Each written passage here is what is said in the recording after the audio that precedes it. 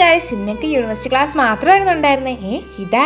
ഇതാ ഞങ്ങളെ പഠിപ്പിക്കുന്ന ഫിസിയോതെറാപ്പി സാർ. ഏകദേശം 2 വർഷമായിട്ട് ഞങ്ങളെ പഠിപ്പിക്കുന്നുണ്ട്. ഡോക്ടറെ കുറിച്ച് പറയുവാണെങ്കിൽ ഡോക്ടറിന്റെ ക്ലാസ് നമ്മൾ എപ്പോഴും ആക്റ്റീവ് ആയിരിക്കണം. സാറിന് അതാണ് കേട്ടോ ഇഷ്ടം. സാർ ഒരു ചിൽ മൂഡാണ്. പിന്നെ ബാക്ക് സീറ്റിൽ ഇരുന്ന സാർ കണ്ണും കണ്ട് നോക്കിയിരിക്കും കേട്ടോ. ഇത് അറിയാവുന്നത് കൊണ്ട് ഞങ്ങൾ സെക്കൻഡ് റോയിലേക്ക് തേർഡ് റോയിൽ ഇരിക്കാൻ ശ്രമിക്കും കേട്ടോ. അപ്പൊ ഇന്നത്തെ ക്ലാസ് കഴിയാറായി കേട്ടോ. സാർ അറ്റൻഡൻസ് എടുക്കുക.